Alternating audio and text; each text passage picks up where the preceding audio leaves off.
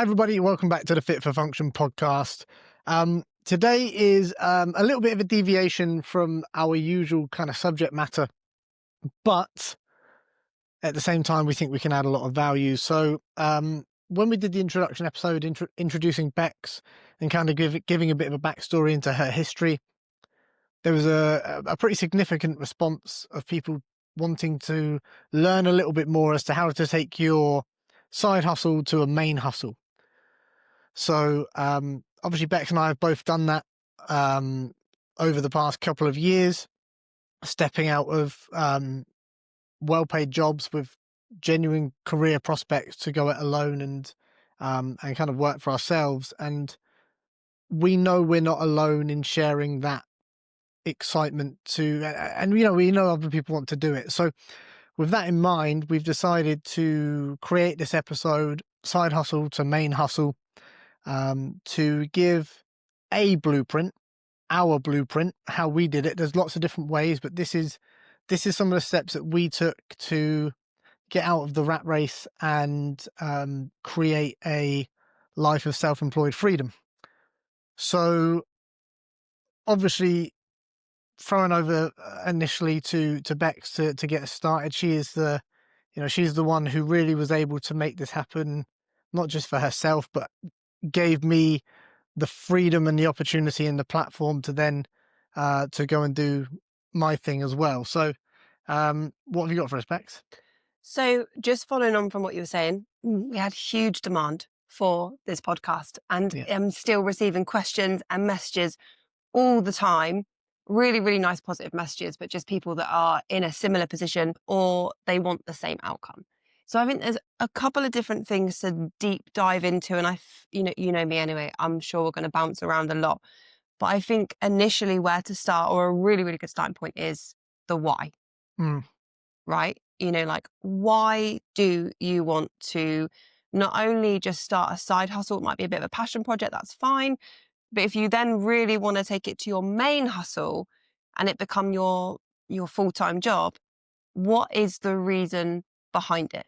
Is it because you want to create financial freedom for yourself? Is it because you want financial security?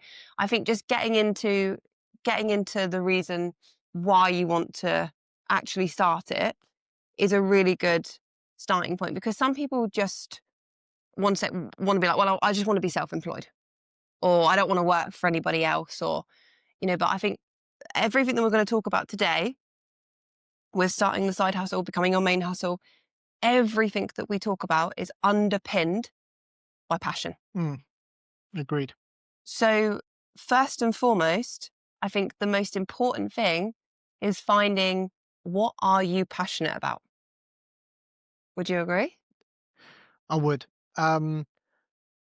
Without being passionate about a particular subject matter, regardless of being self-employed or not, and look, there are some benefits to being self-employed, but there's a shit ton of benefits to being actually employed, Yeah. right? Yeah. So it's because if we don't do the work, we don't keep the lights on in this house, So there's a lot of benefits to being employed. So without being really passionate about something, all you're really doing, self-employed or otherwise, is just moving to another job.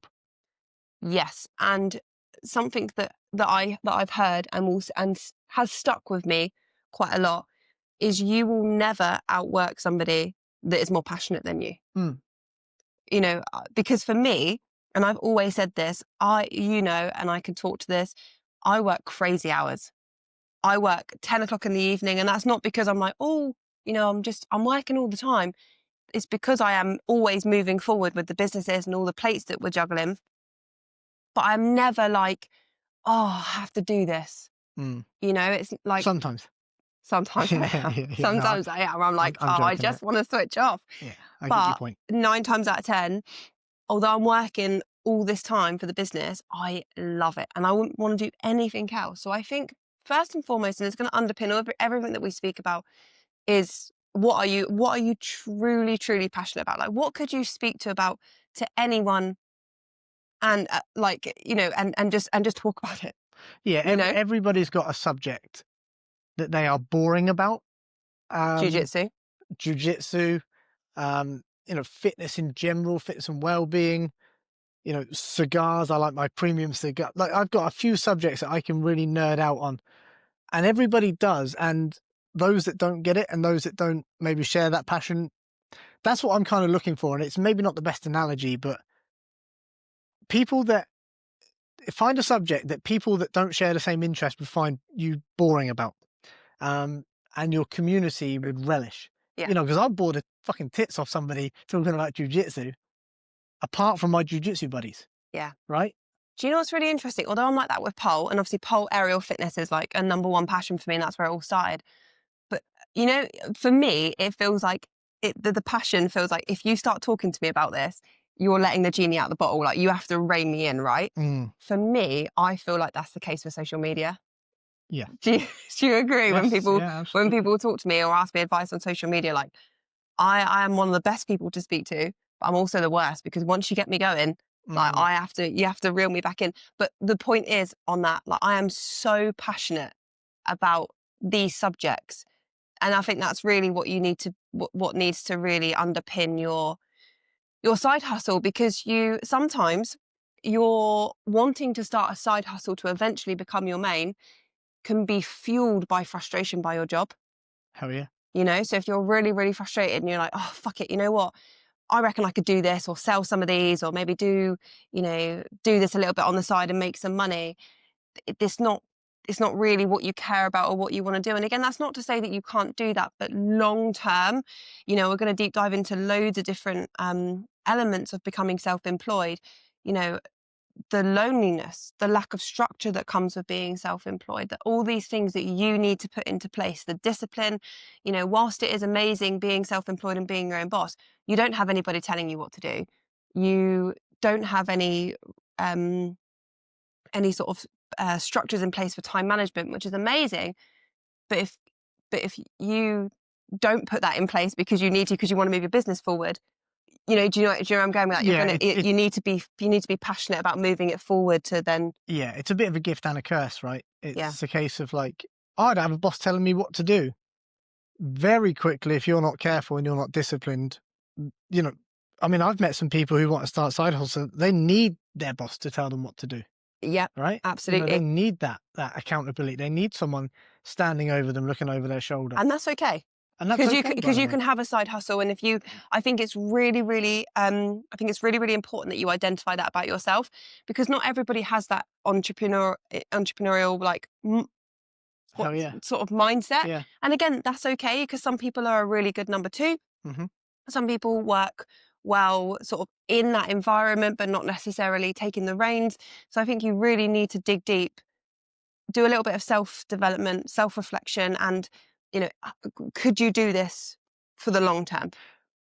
On that note, I just want to add a quick caveat in that this episode is all about how you can get out of your job into doing your own thing. But I'm not shitting on people having a job. Not at all. Like, some people love their job. Yeah. I was an exec headhunter for 8 years, and I met people that they eat, sleep, and breathe what they do for a living, and they don't care that they're number 17 in the organization. They don't No. care that they're number 408 in the organization. So just to be really clear, if it's not, we're not shitting on having a job. We're just saying, if you really want to scratch that itch and you really want to kind of go for it, then this is the podcast for you. Yeah, and from our experience, because I've seen people and we've helped people along the way, and we've done it ourselves. You do need a particular mindset or structure in place to make that happen. So we're absolutely going to talk through the steps and how we did it. But there's just a few little pointers along the way that I think, first and foremost, like, can you really commit to doing it? But we'll get into that along the way. So I think, first and foremost, everything is underpinned by passion.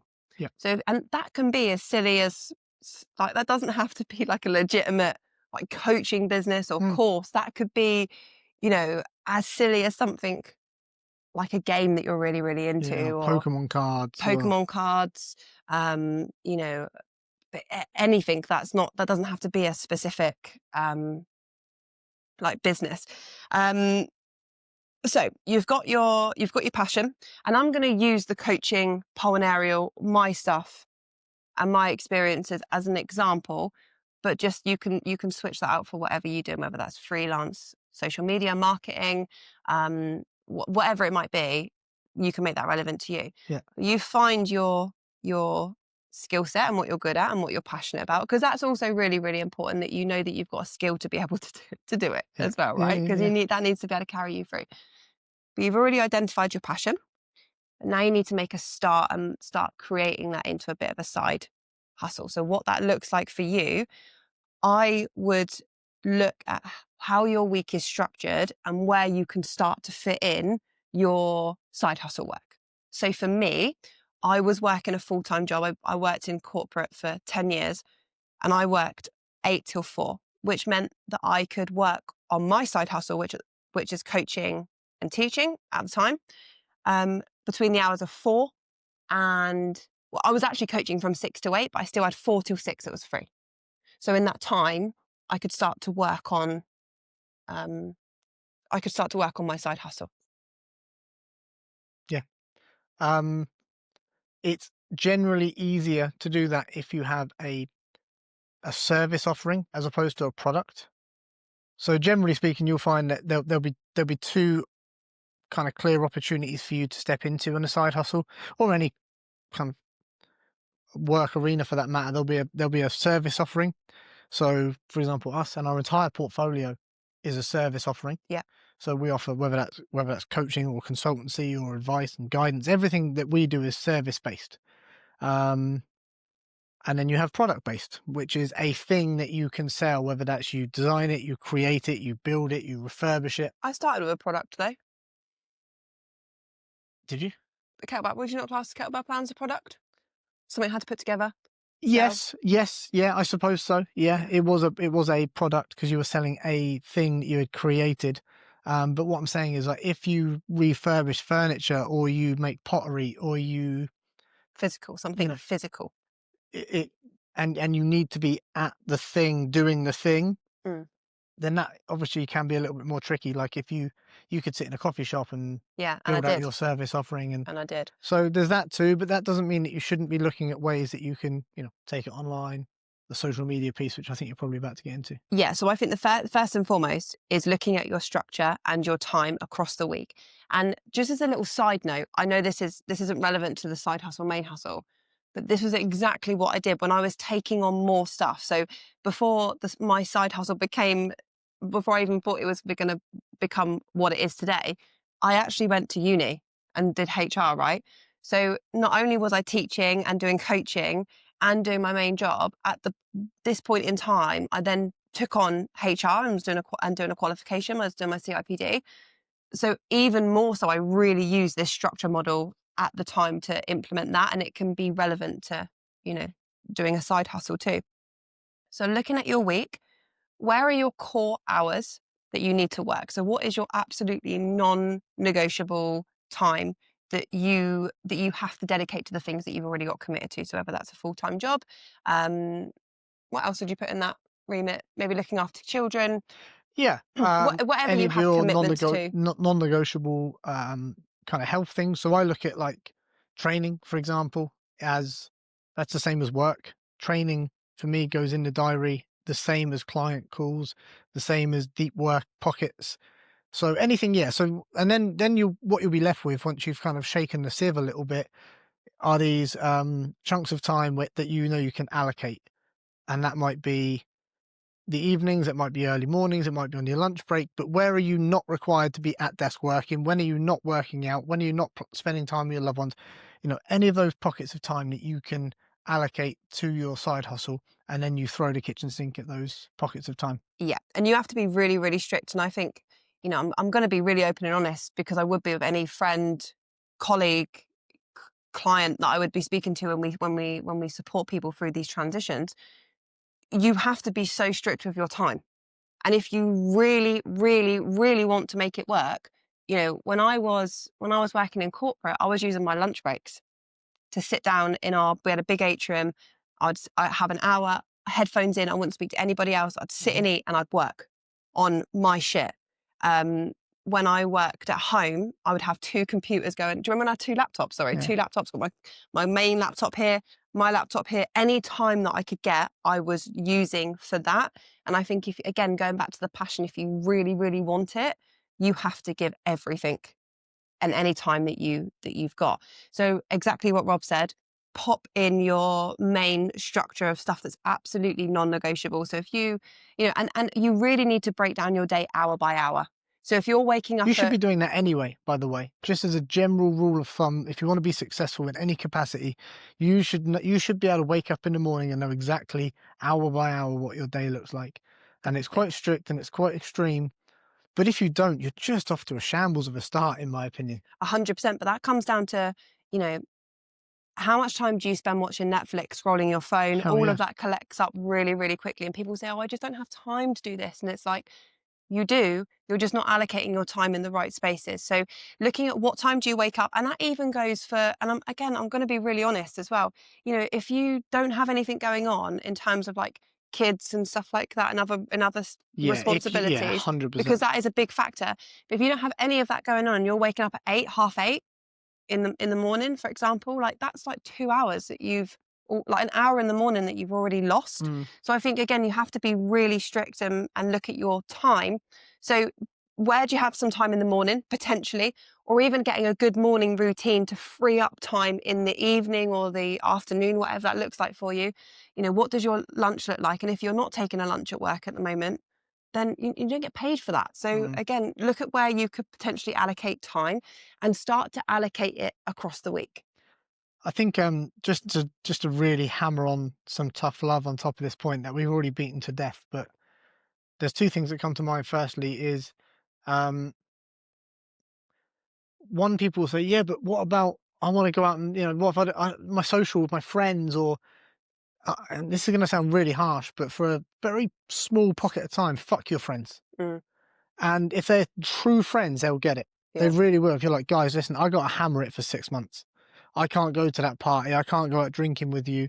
I can't, you just can't. You just can't. And if you're not willing to make that sacrifice now, you just turn the podcast off and go and listen to something else. The other analogy, you hear it all the time with like young athletes that have made it. And you listen to what like a young athlete will sacrifice. Their Friday and Saturday nights. They're going out with friends. They're partying.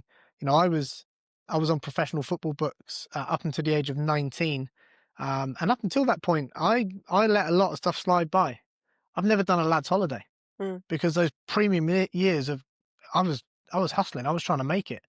Um, and there's that irony that you look back and kind of go, I should have gone on a lad's holiday. I didn't make it anyway. But if you're not willing to make that sacrifice now, the rest of what we've got to say is irrelevant. So Yeah. just some food for thought before we kick on. Absolutely. And I think if you do, you are going to have times where like you are going to go out for social events or whatever. And I know you're not saying that, but you need to have that time carved in alongside it. So you can say, I remember I used to train on a Saturday morning pre-Roman. I'd go train on a Saturday morning, but I'd have to do my CIPD and I'd have to get that in. Do you remember what, like, that was an absolute non-negotiable. So it was a bit like would say to myself, right, you can go train on a Saturday. When you come home from 2 till 3, you are studying. Mm-hmm. That is what you're doing. And you have to be that strict with your time. So we've worked out your time management and we can work out your times where where you can allocate time to your side hustle. Now you have to be hella strict with this. And this is really taking a look at yourself. What are you doing in the evenings? Like, people are like, oh, I don't really have a lot of time. If you finish work at 5 and you're not going to bed at 10, half 10, 11, let's be real. Like, a lot of people don't. What the fuck are you doing for those couple of hours? Yeah. And it's having a look at that and seeing where you can allocate time. But I'm not going to hammer on that point too much. But you understand, if you really need to be strict with your time and allocating it to your side hustle if you are truly passionate about making it become your main hustle. So there's things that link all along the way, but you need to start with finding out the time that you've got to be able to allocate. Then you need your product or your service or whatever it is that you're offering. And I think starting with some marketing material around or understanding how you're going to market. So looking at research, what are other people doing? A bit of a SWOT analysis. Is it SWOT? SWOT? Not sure. Strengths, weaknesses. Do you know what I mean? No, It's a fork. it doesn't matter. Yeah, it doesn't matter. But start to do market research. what are your strengths? What are your competitors doing? And start to build a bit of a marketing schedule pack around that. Yeah, I think market analysis is really important just to know what's going on. That doesn't mean copy somebody. That just means just knowing what's up, just understanding the landscape a little bit. Other people that are doing similar things that you want to do, how are they conducting themselves, what they're doing to market themselves, what are they charging. Um, I really like this analogy. It was Rory Sutherland, I think, was talking about this particular high-end restaurant that had just opened up in some particular city. And in terms of market analysis, what they would do is they would go and look at, they would go to, like, the exec team would go out to these different restaurants that were competitors of theirs. And then they would look at two things. What did they really like? And what didn't they like? And I think that's being really, that's open to interpretation and open to taste, but like going and saying, I really like when this individual does this. This really resonates with me. But actually, on the other side, I wouldn't do it like that at all. So it's finding that balance between understanding what the market looks like and then injecting some of your own authenticity into that, for Yeah. sure. And then, 9 times out of 10, it's going to be very rare that anything that you're launching nowadays isn't going to be on social media. And I think a lot of people get a bit consumed and overwhelmed. I think overwhelmed is the key word here, of social media, where to start. Mm-hmm. What does that look like? I only want to post this. I don't want to post this. I don't know what to post, when to post. And I think the key message here is just start. Mm-hmm. You only get better by putting in the motions and learning and understanding and getting that feedback loop.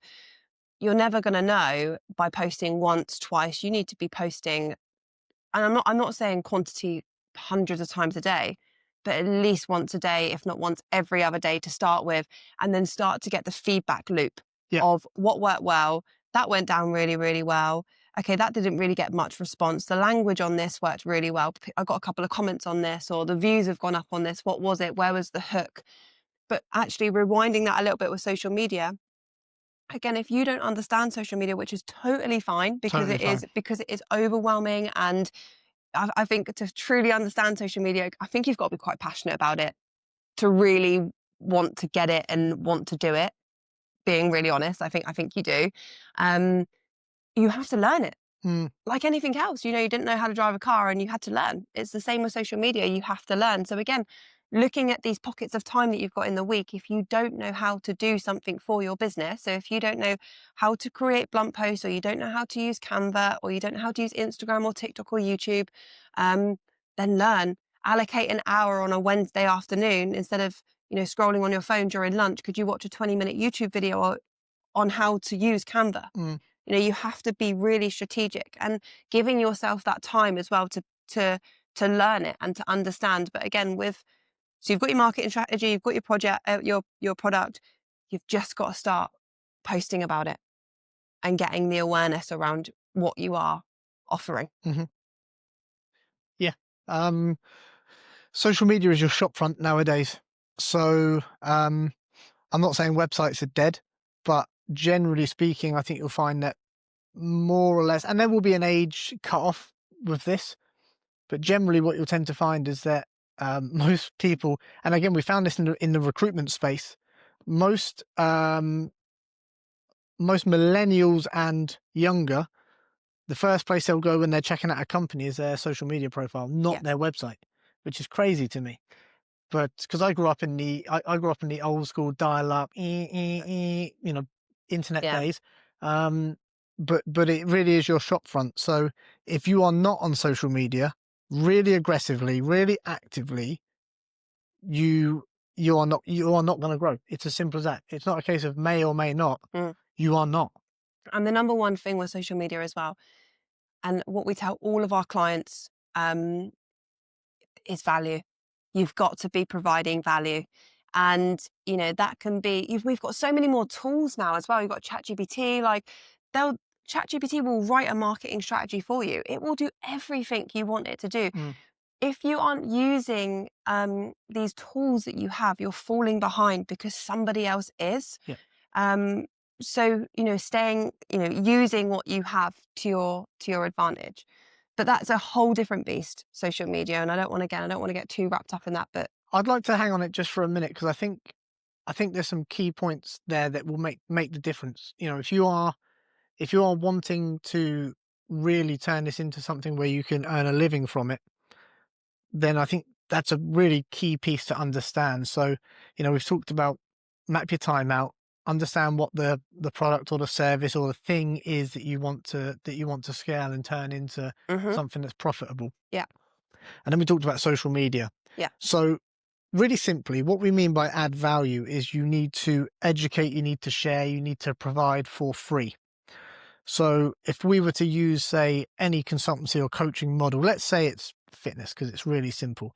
Everybody knows that they need to work out, they need to eat better, and they need, sleep, look after their body, blah, blah, blah, vitamins and minerals, all that good shit.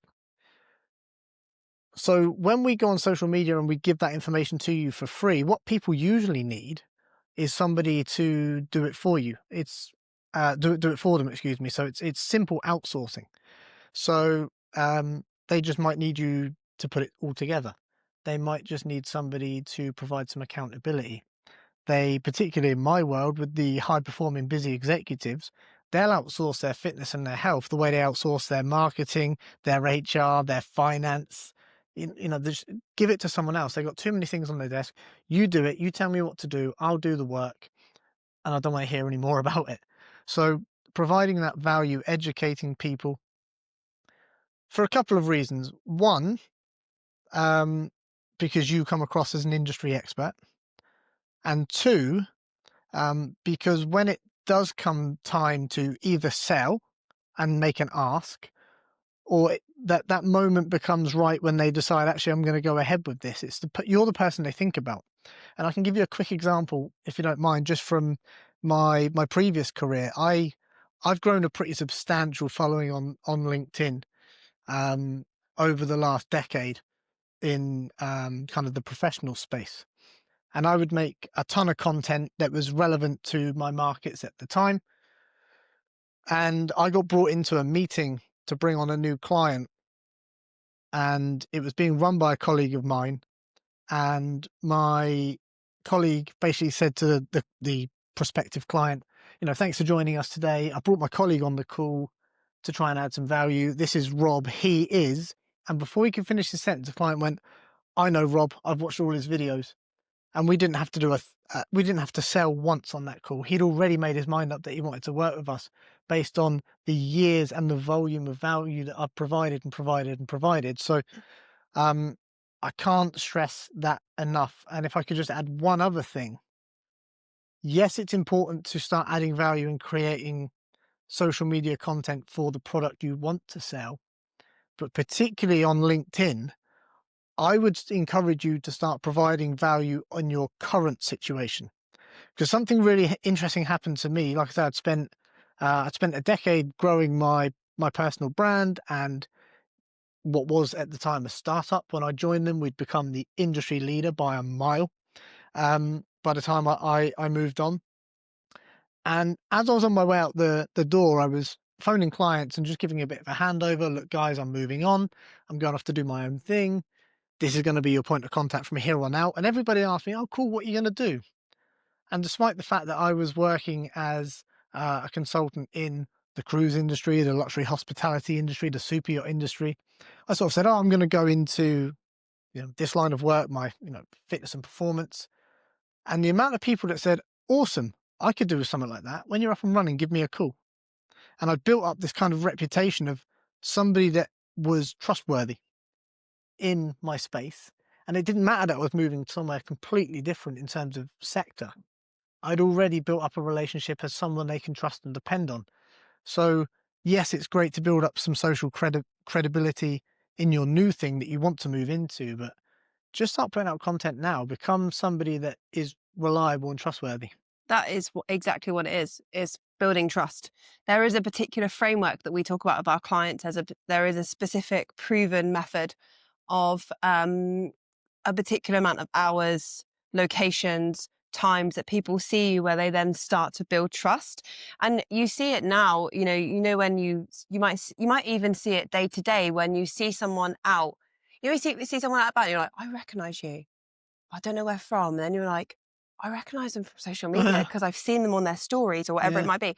It's very, very similar. So you're building trust, which is then that loops in with personal brand too. So having a personal brand, understanding maybe the colors that you're going to use, the fonts that you're going to use, keeping it relatively consistent. And I use that really loosely because even for me, growing my personal brand, I've always kept my logo the same. I mean, I've tweaked it along the way, but predominantly on every post that I do, my logo is the same. But in terms of the way things look in terms of fonts, and I still explore and have a little play around with that because sometimes things land really, really well. And I'm like, oh, that's really interesting. Something happened there. Or posts don't perform so well. And you're like, okay, maybe I won't use that style again. But it's just building your brand, trying to be consistent with that, sharing the same message, so that people start to really recognize you for what you do, what you offer, how you provide them value, so that when they are ready to use or to buy, you're the first person that comes to mind. So that's what that social media piece is all about. It is give, give, give. And then you're in a position, again, a framework that we talk through with our clients when we're sort of talking through our social media and consultancy growth.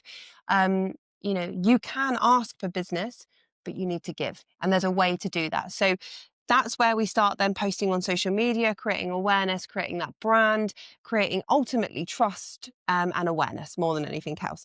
So now you've done that and you're starting to make some money, starting to trickle in. You're getting the odd customer here and there. Now, depending on what you're actually offering, reviews, transformations, before and afters, testimonials, whatever it might be in those early stages, to be honest, at any point anyway, but collect them, use them. That's all content. And something that is really, really good when you're speaking about what you're offering or what you're doing with maybe friends or family or colleagues, or even online when you're talking about it, any comments that you get on, maybe posts, maybe someone comments, or maybe someone DMs you, or, friends and family may ask you, or colleagues may ask you, like I say, all of those questions that people have are content ideas for you too. So what is it that you do? Oh, so how does this work? Or, oh, how can that help me? Well, if I do this, why isn't this working for me? Or whatever it might be. All of those conversations that you have, or comments or interactions that you have with people, they all give you content ideas as well. So use that. So, and sorry, can I just jump in there? And by the way, when you in the early days, you might get no views, no likes, no comments. Well, that's fine because we're in a world of AI now.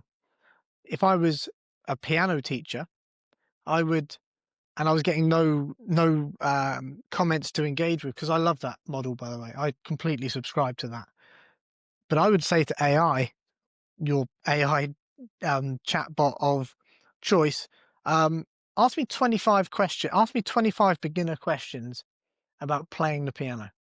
And then I would just knock them out one by one, piece of content, bang, bang, bang. ChatGPT is super smart now as well. Super but smart. It's very, very rare. Like even with niche industries, you can ask it questions. We've had such a wide spectrum of different clientele. It's actually difficult to pinpoint a niche because I've got so many running through my head. But we've worked with business on spirituality, on fitness, on mental health, and that's one of the key things we say straight away, isn't it? Ask ChatGPT. Like it will give you a list of questions, and it will tell you what's most Googled as well. Literally, everything's at your fingertips in terms of creating the content. And again, creating the content can feel really, really overwhelming. Schedule it into your week. So it might be that Monday you do one piece of content, whether you create a blunt post. Tuesday, you might be learning how to use Canva because you're unsure how to, whatever it might be. So, or you can see how this is all piecing together. And on that, sorry to interrupt one more time. I know you want to move on, but just when it comes to the content, one thing I would really encourage people to think about at the very beginning is you are talking to beginners. So again, let's use the piano teacher analogy. Now, there are some exceptions to the rule, I'm sure, but let's work on the 90%, 95, 99% population. you are not going to be talking to like a grade 8 concert pianist in your social media content. You might be if you are very skilled and very experienced and very niche, but the chances are you're going to be speaking to the beginner, the novice, Yeah. the person that's just starting out. Or again, if you're doing freelance. We had a client the other day that was going into freelance marketing. Educating people. Why would you use a freelancer? Mm, What is marketing? Why would you outsource your marketing? yeah. The spirituality. Why would you? What areas spirituality is so big. Again, it's so hard to get into. But Yeah. talking to people about if anyone's like Rob said, complete beginners. But anyways, I am going to move on from social media because now this is taking a turn on social media, which again, like I say, we are so passionate about. And as a side note, we do work with people on that one-to-one basis for social media and business consultancy because, as you can probably tell, we're very passionate about it. But it is a huge part of your business and growing, but it's not. Again, it's that's a little bit covered. So you've started moving forward and you've started making a little bit of money. So what you actually need to work out before you then make the decision to then jack in your job and go all in, there's a couple of things that you need to take into consideration. First and foremost, sitting down and looking at your finances and understanding what is the absolute bare minimum that you need to live. So if you do, well, I'm going to be really open and honest because it's something that we did, isn't it? I mean, it's really, really good to spot check your finances anyway, as a side note, but we did this to really, really thoroughly understand how much do we need coming into the household just to survive. Mm-hmm. Because again, whilst you're building and you're still working on your business, if you have that baseline number, again, you might need to go without for a few months. So something that we looked at, I'm going to use this as an example because it's a really, really good example. We were paying £120 a month for Sky and we weren't even using it. Mm-hmm. So when we were looking... Because we had no fucking time to use it because we were out hustling. No, we don't watch TV. So we very, very rarely watch TV. And if we do, it's Netflix or Disney or one of the streaming services, right? So we weren't watching Sky. So when we were going through everything, we were like, well, we don't need Sky. We don't need this. We don't use this. Let's cancel that. So we understood our absolute baseline for the household just to run. And then we were really strict in our food shopping too, right? Like, we were really loose with it at one point, so looking and being like, right, so how much do we actually need? And it sounds really, really over the top, but what is the absolute baseline that you need in order just to survive and cover the bills? And then also, factor in a little bit for you for, petrol and stuff like that, of course. But what is that baseline number? Now you need to get your side hustle income to match that, if not more. But before you even then make the decision to jack everything in, it's really, really important to have a financial runway to be able to support you along the way. And what I mean by that is having maybe up to 3 to 6 months of money set aside to be able to help and support you if for whatever reason, because it does, you're going to have months that you perform really, really well and you're going to have months that are a little bit lower. Do you have that financial runway to be able to support you during that time? So I think 3 to 6 months is a really, really good runway of time to be able to support you. And that's based on your baseline figure. Okay. But it's not there to be touched. It's ideally there to support you if you need to. So then you have your side hustle income coming in and it gets to a point where there's a three things that I think really need to take into consideration. Has your income matched what you're earning at the moment? Are you turning away opportunities because you don't have the time? So let's say product or service where you knew that you could make X amount of money if you had said yes to those opportunities, but you physically can't because of the work commitments that you have. But you know that, those will still be there if you quit your job, those types of things. And I think they're the main two that I really wanted to what was I've just completely lost my. So I wrote down. It's really interesting that you put this because so when Bex and I prepare for a podcast, we generally make some notes that we want to talk about, but we never discuss them because we want we don't want it to feel too stiff and too rigid, and we want it to feel like a conversation. Mm. So I wrote down two things in particular that really align with that. I wrote down P&L. So for those that don't know what a P&L is, it stands for profit and loss. Every business has one. Generally, you start to take on P&L responsibilities at director level, depending on the size of the organization. And so your profit and loss is literally money in, money out, right? Yeah. So immediately you need to start treating yourself like a business, and you need to audit your finances accordingly. So understanding what goes in, what goes out. And as Beck said, you're going to have to stop being so bougie. I have Yes. this saying that that I really like, and I don't think many other people do, but I don't care. I say nice Gucci belt, but show me your investment portfolio. Because if you've gone and bought yourself a £250 belt, but you haven't got any money in savings, or you haven't got any money invested, you have got it way wrong. Just fundamentally, forget wanting to leave your job and set up on your own. You've got it way wrong.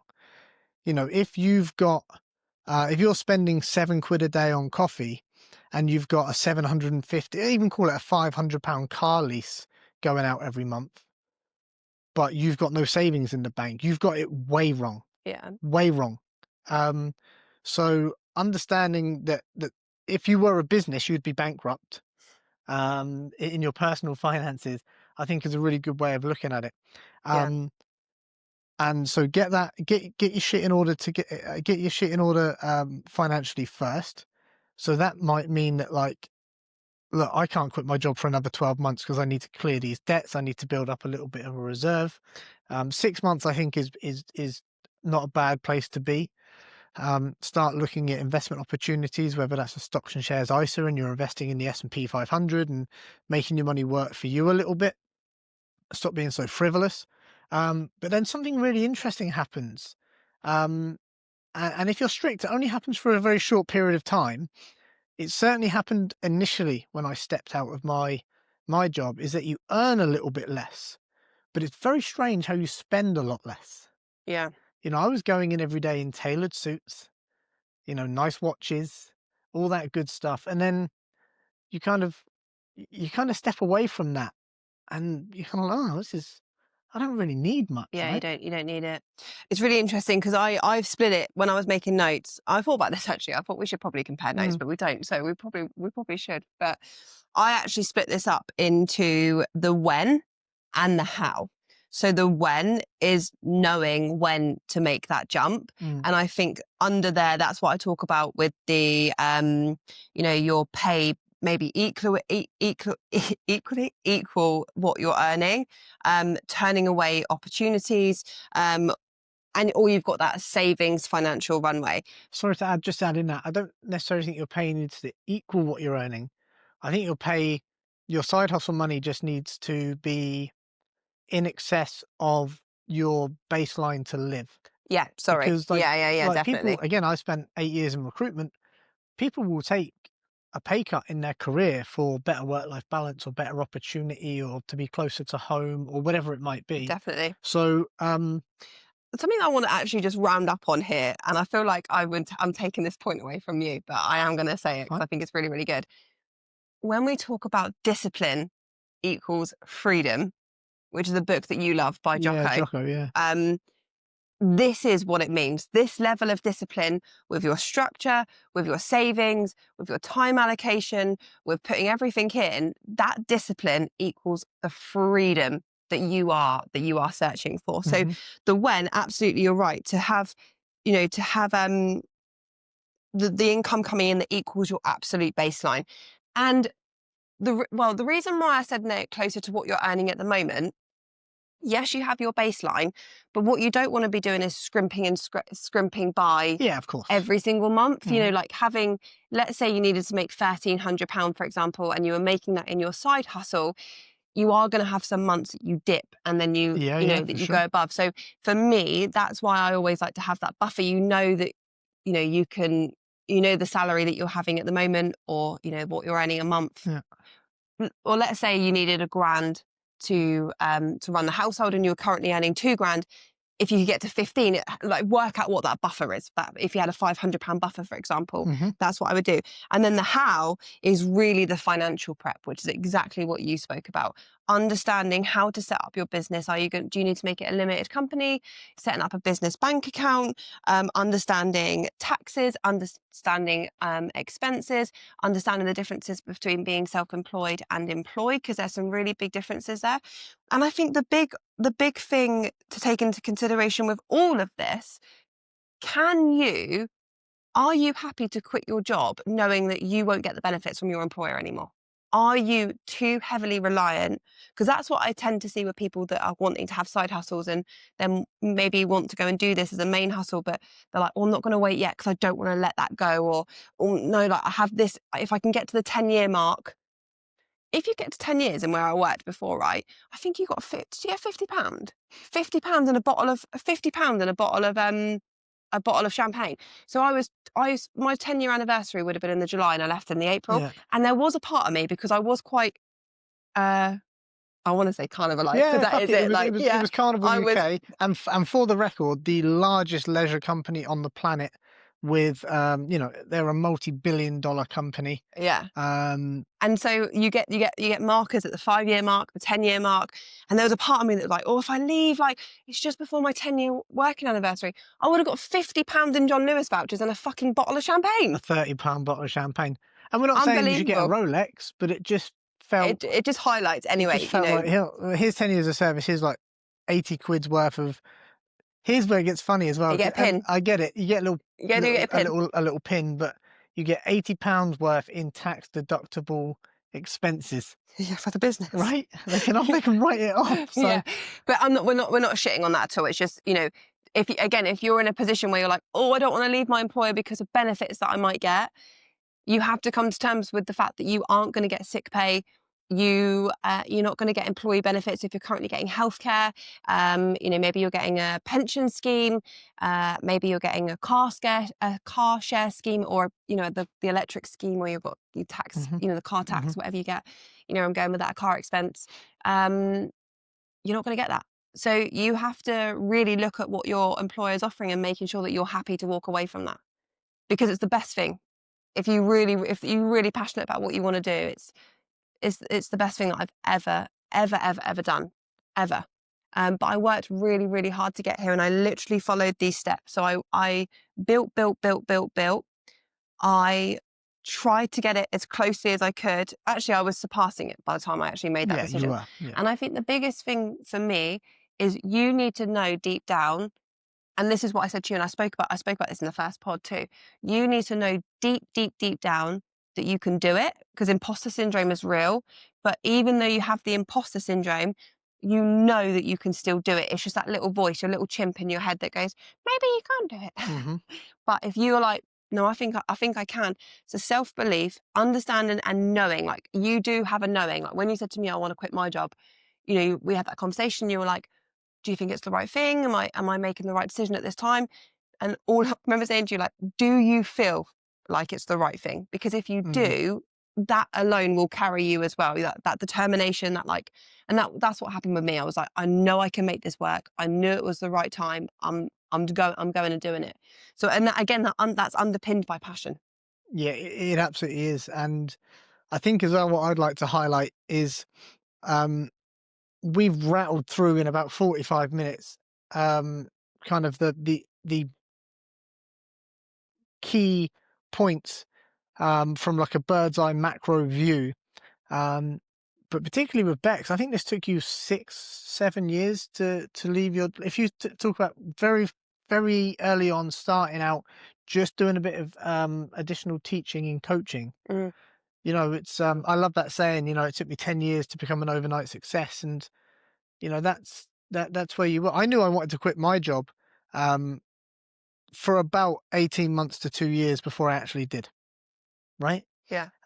Now, again, I'll concede, because I think it's important to be honest and open, that we're quite fortunate in the sense, and I've said this before, that Bex is as red-blooded of an entrepreneur as you will ever meet. My skill set has always been a great operator. You know, I'm the guy that when you're frantically like, we're going this way, I'm like, well, can I just run 3 options past you, right? So Let's rein you in a little bit. So we knew that actually, whilst I would go off and do my own thing, you know, disproportionately, I would also be playing a supporting role to Bex's businesses, in an operational capacity. So we were quite fortunate in the sense that, look, if I quit and just went off and did my own thing, things would have been fine. But also coming in and supporting has allowed everything else to kind of flourish with it. Yeah. So there's a little bit of, I suppose, good fortune in just the matchmaking element Yeah. here. But it's going to take you some time. You're going to have to eat some shit. You're going to have to be proactive. I love that saying. You are going to have to eat You're shit. going to have to eat shit. Like, you're going to have posts that bomb. You're going to have people make snide comments. Yeah. Um, Even friends, family. They won't get it. I think there's a couple of things here. So if you're working on a side hustle at the moment, I think this is the absolute key takeaway for anybody listening. You've got a side hustle and you know you can make it work, or you're trying to make it work. You need to give yourself a run time. So that might be a year, that might be 18 months, that might even be 2 years, or it might be 3 months. But whatever that run time is, give yourself that time. And in that time, you're going to learn the ropes. You're going to understand your market. You're going to build yourself a marketing strategy, or at least understand how you're going to market yourself. Like I said, you're going to make sure you have systems in place. So can you, it's silly things. Can you send invoices? Can you edit? Do you know how, do you know how to do all of these things to, do you have a website? And listen, it might take you a little while to build a website. It might take you like 3 or 4 weeks because you only get an hour a week to build a website. That's fine, because you move forward by 1% to get you to your end goal. Because it's November right now, but in March, I'm going to aim to leave my job in March. And that was where I was. So I always knew that I sort of wanted to leave. I was on a fixed term contract in the end from moving around. And it was coming to an end in April. And actually, I was hoping I might be able to get another job, really, and still continue, because I was working 4 days a week. That was something else that I did as well. I reduced down my hours at work. I think that's a really key point to say. I reduced down my hours at work to start with. And I think that's a really, really good way of doing it. If you can condense your hours or reduce them down, or even maybe take the pay cut like I did. But I knew that when I took the pay cut, I was making the money that I was losing through the time that I could give to the business. And for me, I was doing personal training on those days, so I knew I could get in free clients and it would cover the revenue that I was losing.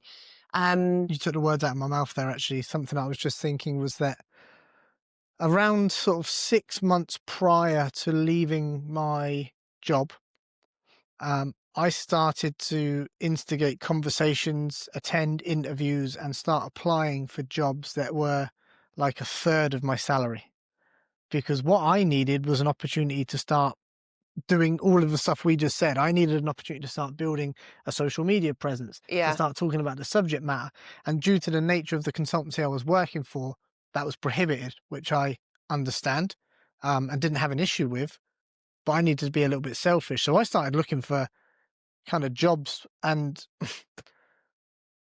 I was gonna kind of just move out into a job that I didn't really want or need, but would give me a little bit more opportunity, bit of breathing room. And then I was just gonna bail on that job as soon as the moment was right. And I'm not saying that's the right way to conduct yourself, but that was the move I was willing to make at the time. So there's a couple of things on that, actually, again, just from my recruitment expertise and my background. Firstly, it's just a job, right? You'll get another job. Yeah, that's really important. And if as a headhunter, right, if I spoke to somebody, I mean, I've conducted thousands of job interviews and first stage screening calls, and I've read more CVs than you could possibly imagine. And if I saw a 2-year gap in a CV and I said, "Hey, listen, what's going on here?" And they said, "Well, look, I went to take a crack at starting a business on my own. It didn't work out, but this is what I was trying to achieve." I'd be like, "All right, well, actually, that makes you, in my eyes, as strong, if not a slightly stronger candidate than the guy who's just plodding along, and we're going to move him into a like for like role. You know, this is someone with ambition. This is someone with drive. This is someone that now comes probably, even though the business didn't work out, probably comes with a degree, an additional degree of business knowledge and prowess and understanding. And so I think there's that bit, right? And again, don't be afraid to take a pay cut, to move into something else. If it's going to get you to your end result. Yeah, absolutely. And you're just going to have to check your ego. Yeah. Because people might take the piss. People might wonder what you're doing. And interestingly, to the outside world, it might look like failure. You know, Yeah. on paper, if I'd have taken one of those jobs, yeah, it would have been a step back. It would have been people a huge would have step been back. like, what happened, dude? With that, with work, really quick to sort of look to wrap up and finish up, you need to understand with your job when you're balancing both, right? Because that's the hardest thing, balance. But you've got your time structure in place. You've done that, tick, you know where you can allocate time. If you are serious about your side hustle, you need to do the absolute bare minimum at work. Fuck yeah. You can't be going above and beyond. You do the bare minimum so that you don't get sacked. You just stay above that threshold, because Last one in, first one out. Yep, absolutely. You know, no more staying late, no more working through your lunch. No. This is your time. Yeah. This is not Hell yeah. this is not the company's time that they are not paying you for, because you're going above and beyond. You know, when I quit my job, I did so much for my old role. And when I quit my job, you were like, see ya. Do you know what I mean? As you know, it's that's you're replaceable. So, and again, listen, go above and beyond and work really, really hard in your role. If you want to stay and progress in your career, do that. If you don't, you have to do the bare minimum, just so that you just stay under the radar and that you don't get sacked. So yeah, and that's really, really important, really. Love that. I love that. One thing I do just want to cover really, really quickly, with being self-employed, like I say, a couple of things that you need to be aware of when we're going to be moving into this. You can't be relying on your employee benefits. They go immediately. You are dependent for all of it. So that's something that you need to be taken into consideration. Like if you haven't got passive income coming in, for example, if you don't work, you don't get paid. So that's on you. The loneliness aspect. I have a lot of clients that we've worked with that find the loneliness incredibly hard. And this is where networking comes in too. Don't be afraid to network with people in your event, people in your industry, and reach out and ask for advice. And, you know, how flattered would you be if somebody reached out and said, Rob, I love what you're doing. Can I pick your brain for a minute? Like, how can I do the same? You know, that's people love that. And when people do, by the way, we are pumped. Absolutely. We are so excited. Hence why we're making this podcast. We are so excited. Unless they want to copy a business model. Yeah, true. Sorry, on that note as well, something I would consider, if budget allows and if you can do it, shared workspaces are fantastic. Like WeWorks and when you're doing your side hustle, when you're out. Rather than sat in your office at home or whatever your work setup is. If you can afford to get out to just a coffee shop. Even a coffee shop, but like if you can get to a WeWork where there's other professionals. I've met a lot of really interesting people in the last couple of years in my corporate job, because we fucked off the office premises and we started working out of shared workspaces. And I met some fascinating people, some that I'm still in contact with. So that can be really valuable. And they understand the grind. They understand it. It's really interesting you said that, because I literally gave a client a little goal this last week to go and work in a shared space, because she was finding she wasn't really moving forward at home. So that was just a really small goal. Go out and do that. So we've got the loneliness. I think the biggest thing is the lack of structure. You have zero structure. You have no time to get up. If you get up at 9, 10 o'clock in the morning and you don't go and do any work, no one's going to tell you to do it. You can do that. You could take the whole day. You could fuck off on holiday for 6 months and no one's going to care. But your mortgage lender will. Your mortgage lender will. But you are accountable for that. You are accountable for every single part of your day. When you have your lunch, when you work, when you make money, when you work on things to elevate and move your business forward, that is all on you. So you need to have the discipline to be strict with your time and say, no, I'm not going to scroll through my phone and endlessly look at TikTok and Instagram and just waste an hour doing fuck all.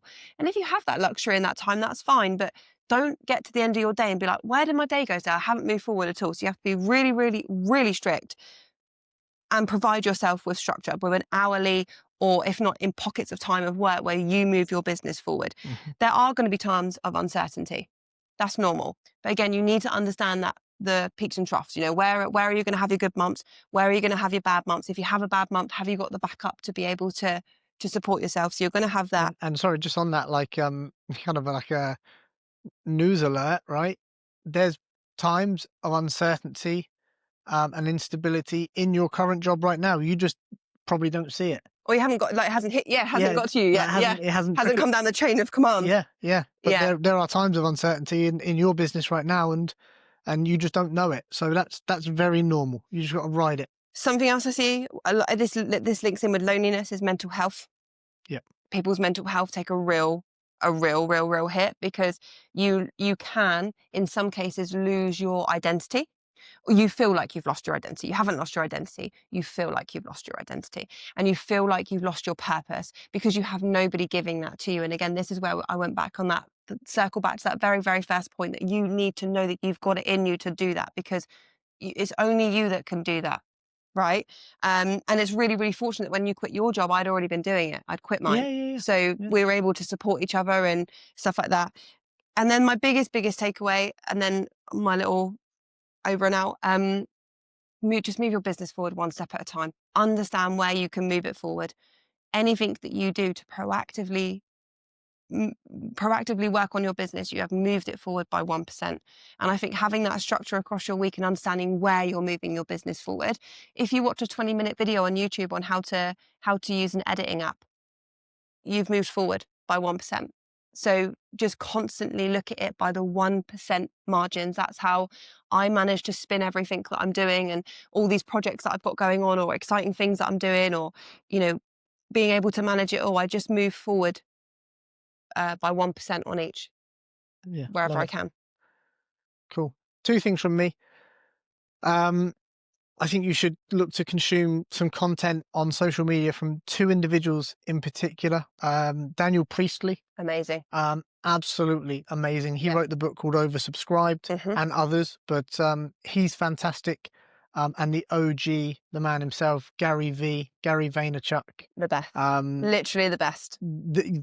I would argue the most important individual in all of marketing ever. Period. Full stop.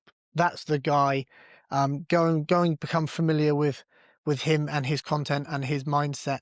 Who else? Who did he? So the reason why Stephen Bartlett is the way how successful, one of, not saying that really, but Stephen Bartlett followed Gary V's blueprint. And who else? Was it Jay Shetty? Jay Shetty. He's another student of the way of Gary V. So he's the man. If you're going to listen to anyone, Gary just V. start there.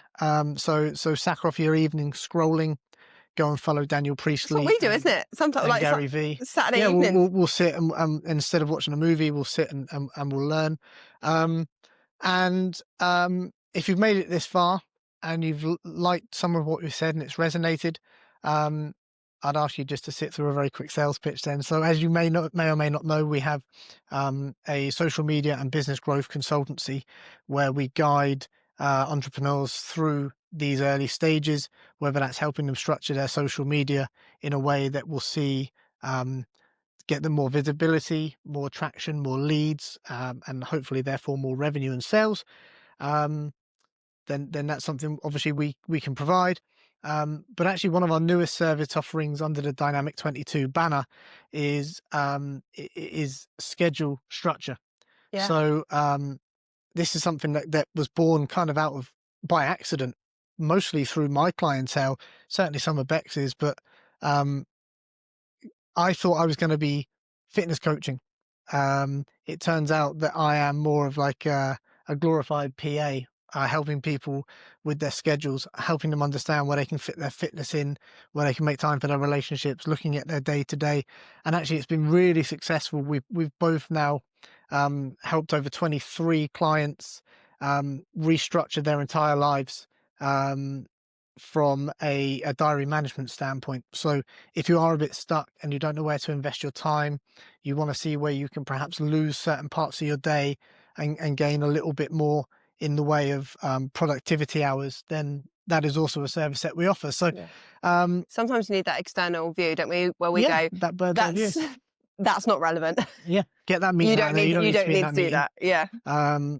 So again, if that's something of interest, great. If it's not, then don't worry about it. But once again, that we really love you guys. Thank you for your support. Thank you. We're really enjoying doing this under the new format. Yeah. And it's nice for me to have somebody to kind of do these podcasts with. So yeah, that's it from me. Any more from you? No, over and out. Thank you so much for listening. We hope you find it helpful. Like Rob said, we've only just scratched the surface. We're very passionate about this. As you can tell, we're very knowledgeable, and we love to help people achieve the same. So if you're in that position, you want more, just reach out. Agreed. Thanks, guys.